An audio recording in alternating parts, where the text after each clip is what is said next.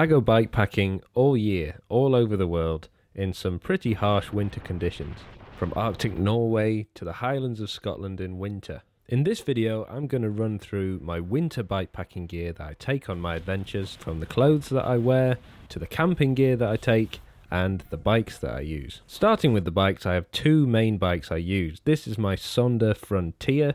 The reason I like this bike is that it has massive tyre clearance, two racks, including a Topeak Tetra rack at the front, allowing me to carry loads and loads of stuff. It's also made of aluminium, so it's not susceptible to rust from ice and snow getting in the frame.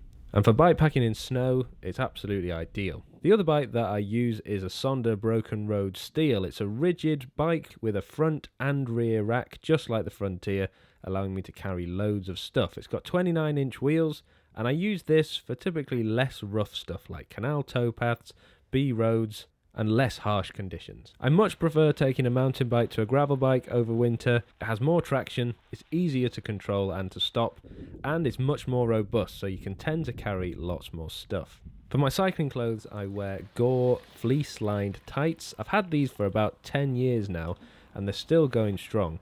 One thing I did notice though when I went to Arctic Norway is that they weren't quite warm enough for the really cold conditions. So I reached out to Gore to see if I could get my hands on some of their Gore-Tex waterproof trousers, which they kindly sent to me.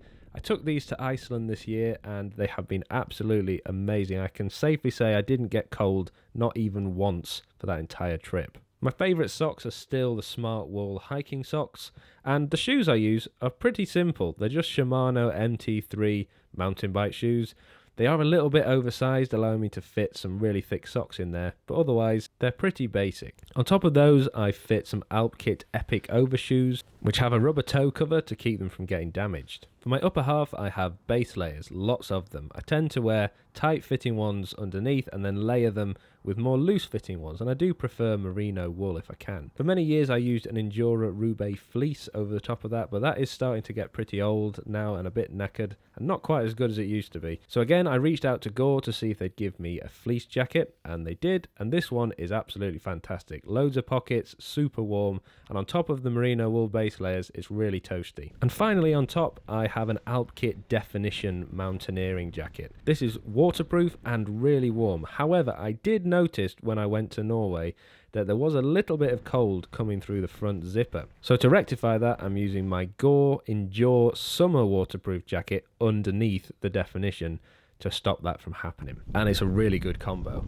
For a few years I've been using Alpkit Vulcan gloves, but I found again they weren't quite warm enough for the really cold stuff. So I upgraded to the Alpkit Gabbro, basically skiing gloves, and these are super warm. They've got a really thick fleece line inside and an adjustable cord allowing you to tighten them around your wrist to stop wind getting in. And again, in Iceland, these were absolutely fantastic. I have a merino wool buff that I wear around my face, and because it's merino wool, it doesn't get as damp from condensation when I'm breathing, and it's really thick, so it does keep my face warm. I'm not too fond of hats, so I use a thinner merino wool buff over my ears and my head. It fits perfectly underneath my helmet, and I find it does the job fine. Another thing I noticed when I was in Arctic Norway last year was that my eyes got really cold. The water in my eyes started to freeze up, and it made them pretty uncomfortable.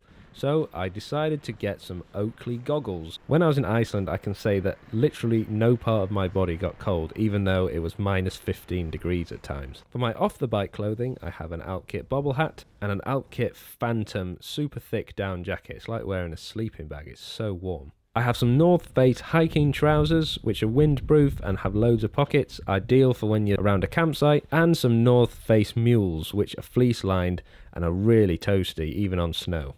I also carry at least one fleece with me to wear underneath the coat or when I'm sleeping. Pretty much all my sleeping gear can fit in this Sea to Summit dry bag. It is pretty big, but it has to be to do the job. I have a Sea to Summit Thermalite Reactor fleece liner, which goes underneath my sleeping bag, and for years I've been using this Thermarest Neo Air X-Lite sleeping mat, but I have said for a while it's just too small for me. I decided to go for the half size to save on weight, which was a huge mistake, and in winter I found that my legs would get really cold.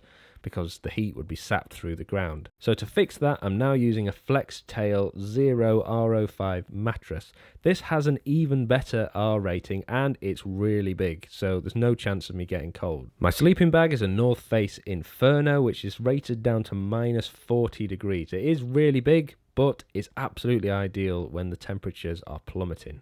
For winter, I use the same pillow as I do in the summer, my Sea to Summit Aeros, and I'm now using a new winter tent. I've been given an Alpkit Kangri by Alpkit to use. I've not used it in super harsh conditions. I took it to Iceland to use, but because things went badly wrong, I didn't get the chance to use it. But it is a super robust tent from the tests that I've done. Moving on to cooking equipment. There isn't much difference here between what I take in the summer and what I take in the winter. The only difference here is I take more food and a better quality gas. I want it to work properly even at low temperatures. I use my MSR Pocket Rocket stove and my Stanley cooking pot with 2 cups, which is ideal for what I eat and drink. I also carry a flask, which is really handy when you want to take some tea or hot chocolate out with you to keep you warm. For food and drink, I tend to take my own tea bags and hot chocolate sachets and these milk pots that I tend to nick from hotels, and dehydrated food like this Firepot food pouch. Other kit I take is this Suptig diving light. It fits onto a GoPro mount, so I can use it as a head torch on my helmet or as a light on my bike. Speaking of lights, I have 2 Alpkit Bosun lights, which are really bright and can be removed using the quick release clamp and be used as a torch when you're camping. I'm also testing out this Gasiron Raptor, which is a super bright light and can also double as a battery pack, which is pretty cool. I also take a Lixada foldable stove if I'm going to be doing a little campfire, and a couple of firelighters just in case. The Anker 20,000 mAh battery is still ideal even in the winter when I'm out camping in freezing cold conditions. I've literally never had a problem with this battery pack and I've had it for several years now. I also throw in a pack of hand warmers just in case.